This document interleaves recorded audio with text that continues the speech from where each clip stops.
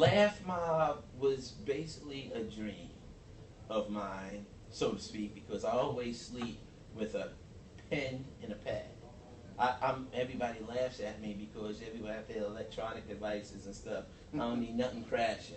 Okay, it's very important for me to be able to. Instead of iPad, Right, you have my pad. I had my pad. Okay. Right. So what had happened was I been thinking about how can I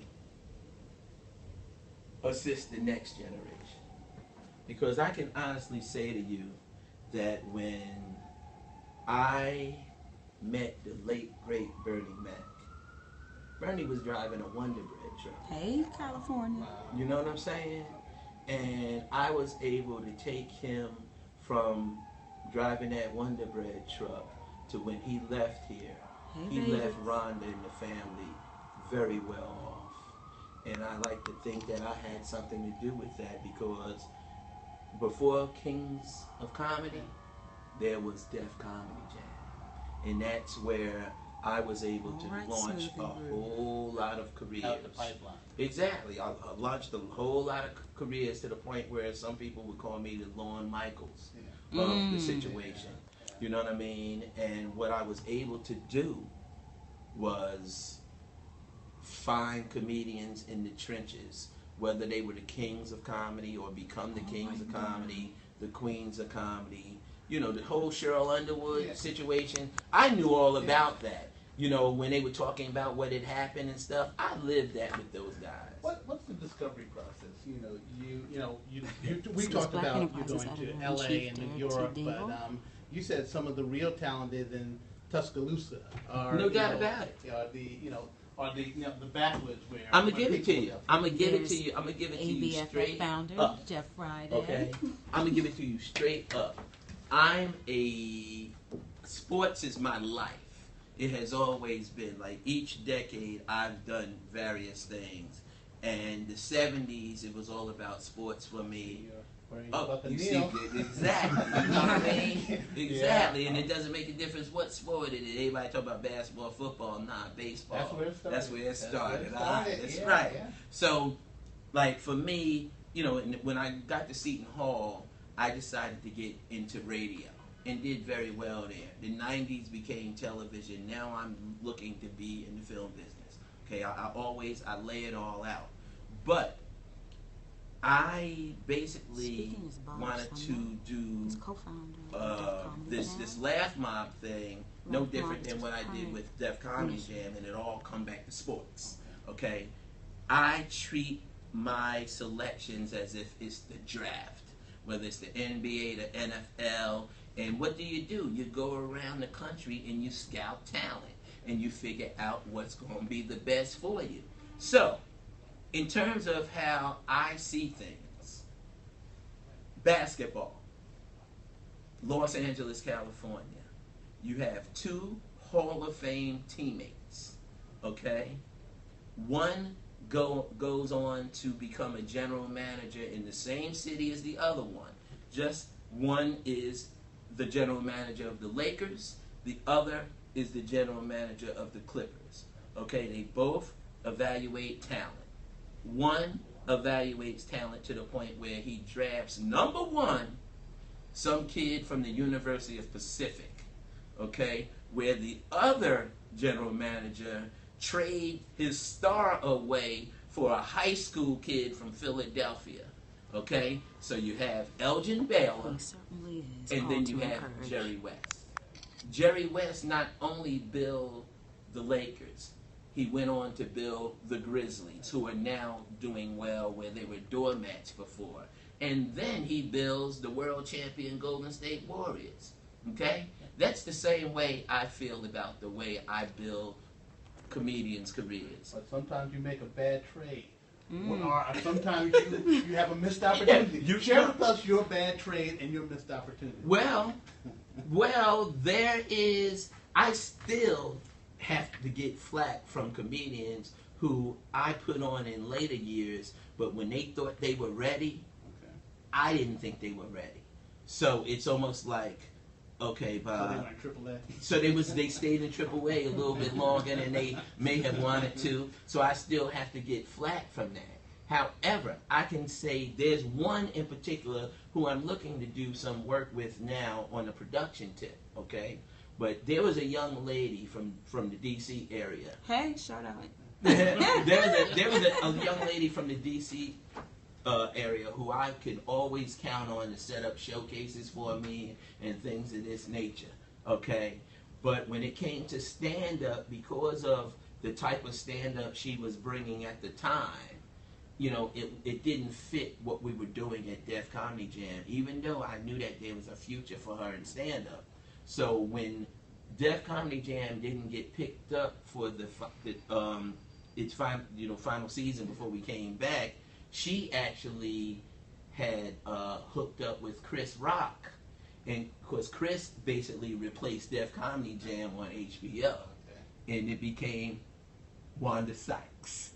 Okay. You know, Wanda is, but I love Wanda, but at the time Wanda was right there. It was almost time for her, but you know, I wasn't able to fit her in because I didn't feel as though she was like quite ready to make that difference. Like say when Cheryl Underwood came on, she made a difference. So comedy is all about timing on the stage and with your career. It's really about timing, because even when you look at the years that we continued to be on tour, you know, with the Def Comedy Jam brand, even though it wasn't on the air, you know, I was able to still go out and do showcases around the country. And in Philadelphia, I saw this kid that I knew he was destined for stardom, but we didn't have a vehicle to showcase him. But he won the contest, won a couple dollars, and got a Fat Farm jacket and everything. And now Kevin Hart's a rock star. Wow.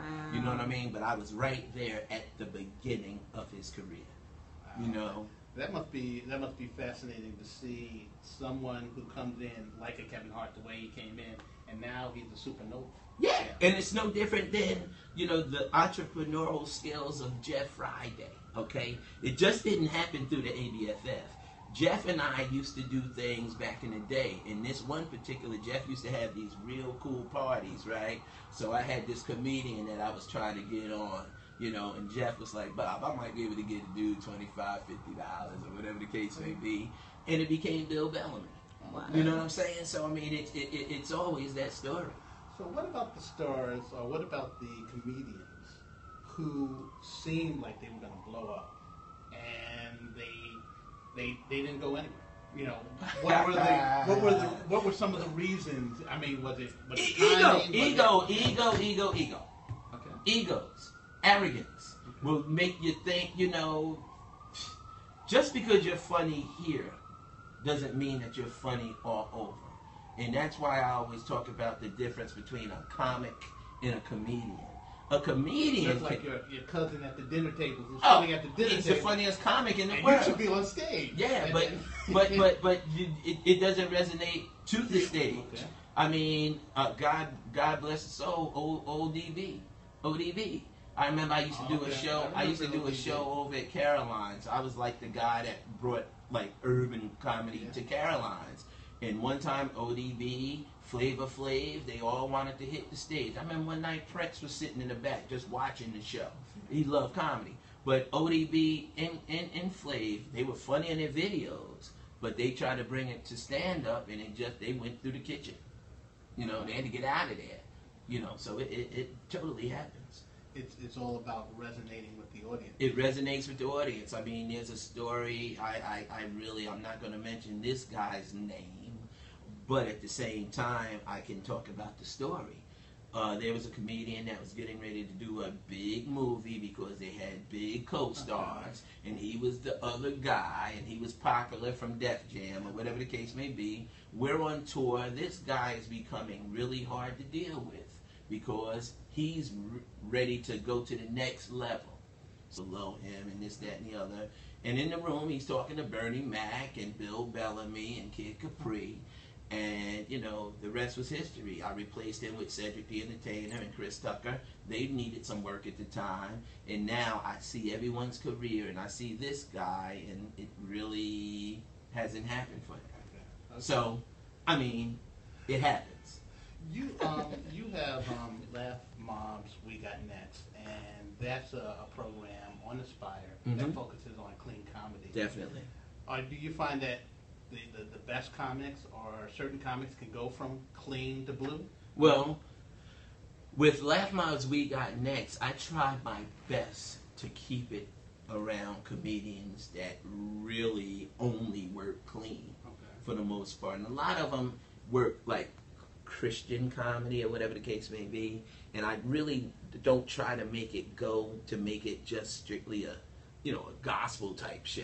I want it to be a clean show where if you take a Kevin James, you take a Ray Romano, you take a Bernie Mac, their stand-up show, if you ever see their sitcom, it's really based off of their stand-up. So that's what I really wanted to do with Laff Mobb's We Got Next, bring comedians in that didn't have to have that beat of, okay, knowing that, the next joke they might curse, so they got to make sure that they do it right. I want comedians that know how to flow.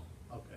Because you have that comedian say, Bob, I could work clean, and then they get up there and it's like, oh, I thought I could work clean. So that's how that goes. I'm going to put you on the spot. Who is from your perspective, best comedian of all time? The best comedian of all time, for me, it goes back to my roots.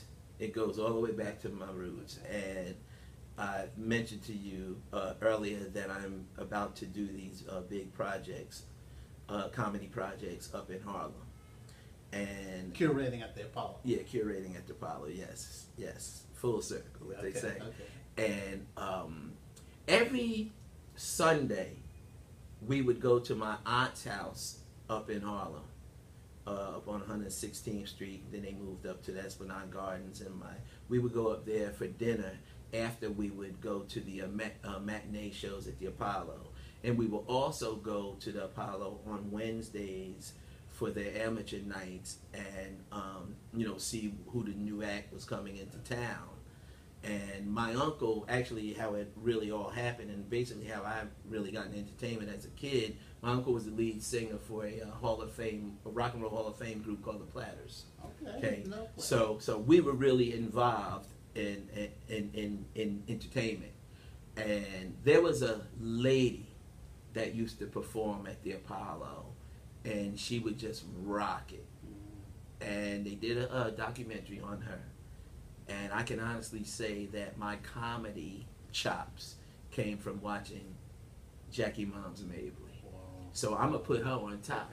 Okay. And I also saw a young Richard Pryor as a kid. Yeah. And of course, he changed the game. Yeah. Okay. So, I mean, I have Moms Mabley a little bit on top of Richard, only because that was my first take. So you go back to Richard Pryor from the beginning when he was trying to be a young Bill Cosby, or you're talking about Richard Pryor of the 70s? I'm talking about Richard Pryor and again, I might be dating myself, but I'm talking about Richard Pryor of the late 60s. Okay. Early 70s, because it wasn't until, that N-word's crazy and bicentennial N-word and this is something I said, you know what I mean? And all that, man. I never forget, me and my boys back home in Jersey, man, we was like, what time you gotta be home? You'd be like, 11 o'clock, not 11:30. Run home from school. Yeah. Put on, if it's something I said, Mudbone. Right, Mudbone, little feet, baby feet, and all that, bowl cuts, all of that. So, yeah, I mean, really, it's Moms Mabley and Richard Pryor.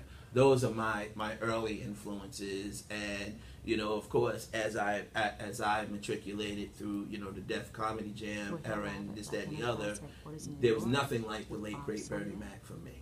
Nothing like him.